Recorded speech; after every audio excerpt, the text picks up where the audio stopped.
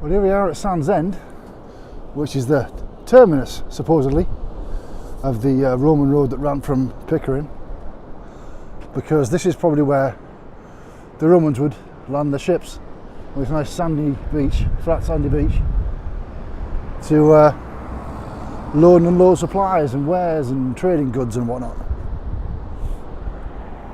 This is the village of Sand's End. There's Whitby over there, you can see. Isn't that pretty? By gum.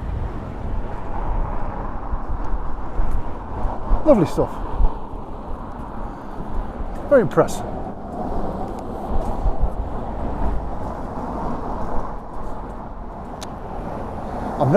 All my life, I've never been to Sand's End. Do you know that? It's 20 miles, 4 miles from Scarborough. Never been here before. Fantastic.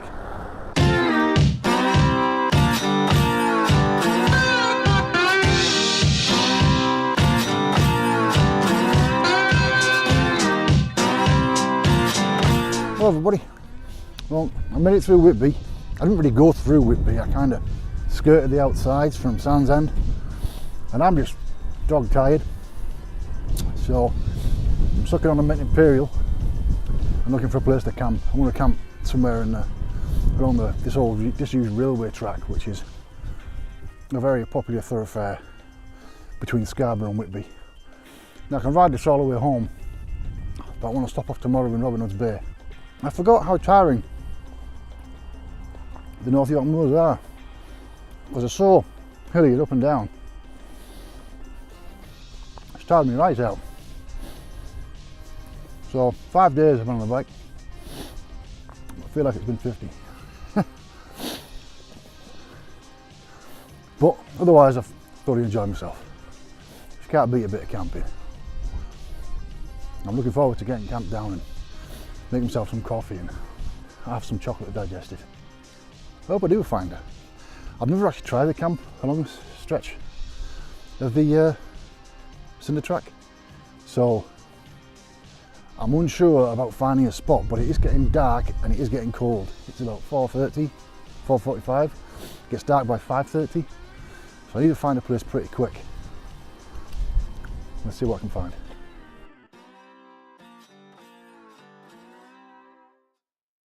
Hello everybody. Well, this is my last day of tour. Behind me you can see Whitby in the background. I rode through it yesterday. I didn't stop because it was getting dark and I had to find somewhere to camp, so I got onto this, which is the old railway track, which runs from Whitby to Scarborough, about 22 miles. And found somewhere to camp. And ooh, it was cold last night. It was snowing. I was snug as a bug in a rug, of course, but it was cold. But Whitby is a fascinating town. It's where Captain Cook got a lot of his seamanship training. It's also where his ship, the Endeavour, was built, and that ships of that type, which is the Whitby collier, these flat-bottomed colliers, which can easily be beached for loading and unloading. That's where they were built for the coal industry. But they also used up and down this coast to ship the alum that was mined, and also the ironstone, which was taken up to Teesside and the Tyne for the blast furnaces where they made the steel. But Whitby, you can probably make out Whitby Abbey, which was the inspiration behind Bram Stoker's Dracula, or the inspiration for where Dracula came ashore in Britain. Now, it's a popular holiday destination, is Whitby. It's a bit of a cul-de-sac, to be honest, but it's popular with holidaymakers. Whitby is famous for its jet jewellery. Jet is a fossilised wood that's found along the cliffs around here, and it became very popular with the Romans, and Queen Victoria liked to use that material in her jewellery when she was mourning Prince Albert. And because Victoria was so impacted by the jet, it became very popular in the Victorian Empire. So Whitby jet was shipped all over the world. The earliest recorded history of Whitby was a monastery was founded here by, I won't have to read this because it's hard to pronounce, in 657 by King Oswiu of Oswy of Northumbria. The monastery was founded as an act of thanksgiving. Oh, it's starting to snow. Anyway, the monastery was founded as an act of thanksgiving after he defeated Penda, the pagan king of Mercia. Never heard of him. At its foundation, the abbey was a double monastery for men and women. Unfortunately, it was destroyed by the Vikings in 867 when they started raiding this coast and then eventually settling this coast. Whitby, I mean, the name Whitby itself is actually derived from the Viking, meaning white place, I believe. The site remained desolate for 200 years until after the Norman conquest, and when the Normans eventually settled the area, presumably after the harrowing of the north.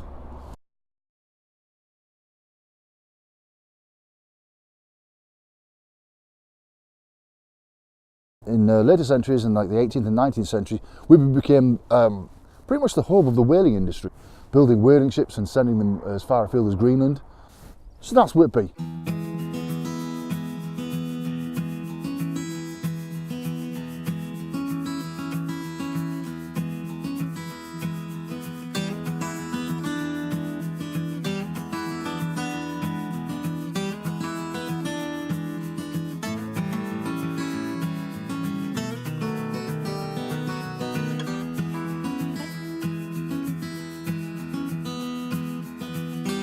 Today we're off to the evocatively named Robin Hood's Bay, which is one of my favourite villages in Yorkshire.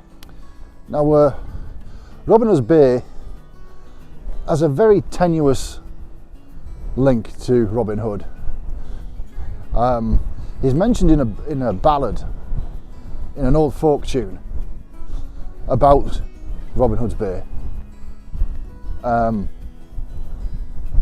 And it was reckoned that he kept boats at Robin Hood's Bay in order to make a quick getaway in case the authorities got too close. Ah, it's bullshit. Almost crashed then. Yeah, that's bullshit, obviously.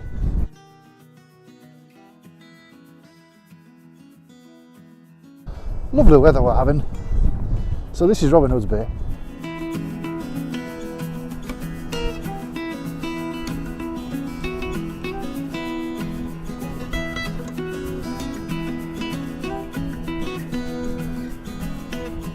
Quite an amazing place.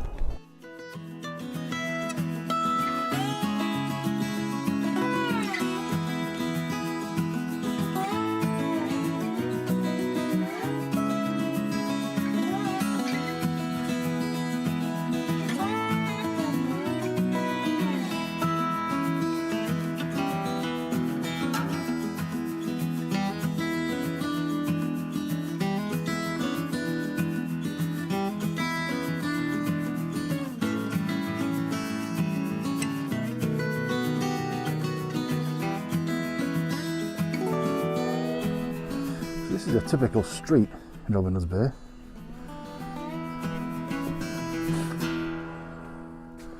Look how tiny the house.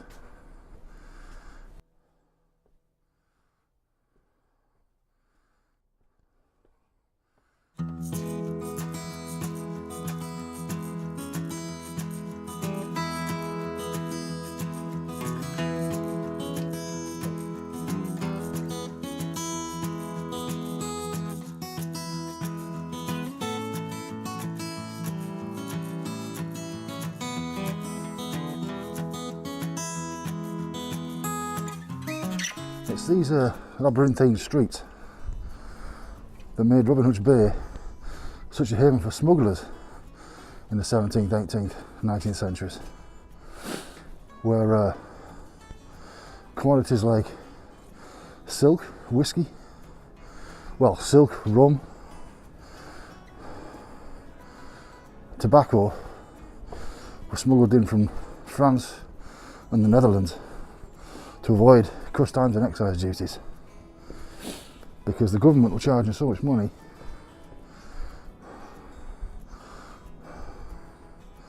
to I should take this off. The government were charging so much money to fund the Napoleonic Wars and various other wars abroad.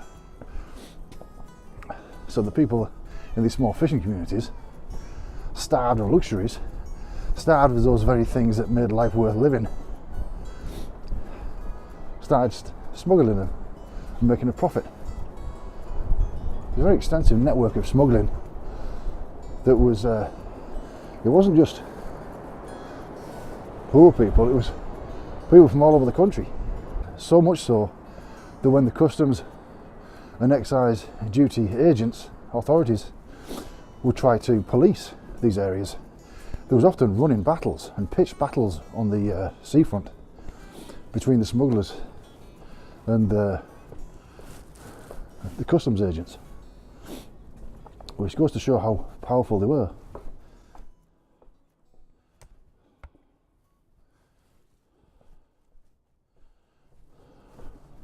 Well, I'm lost. Tommy Baxter Street.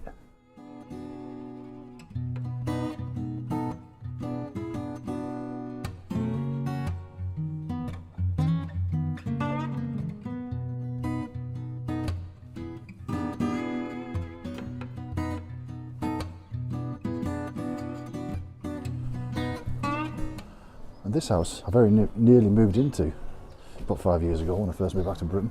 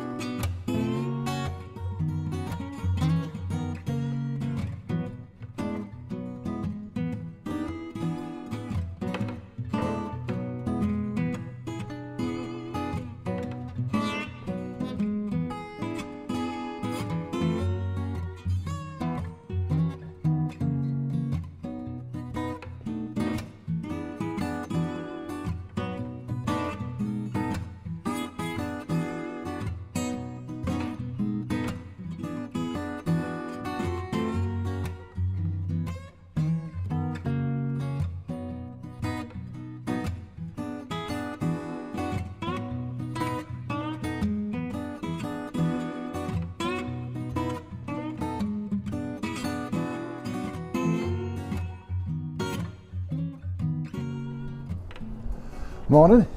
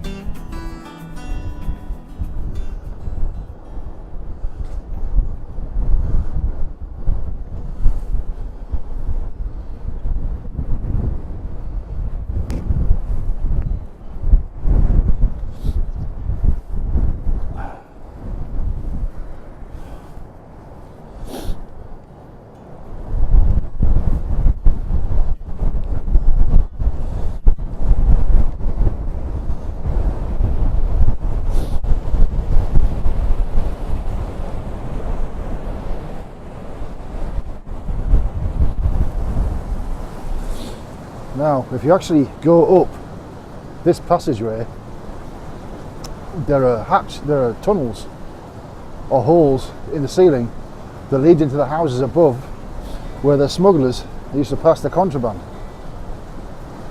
I'm not going up there, I haven't got my Wellingtons with me, but that's quite interesting. God, it's freezing.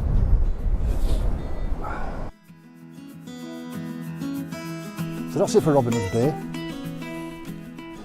Never seen that empty, but it was 9 o'clock in the morning during the winter and it was snowing. So pretty much had the place to myself. I thought that was pretty cool. If you enjoyed the video, make sure you hit that subscribe button.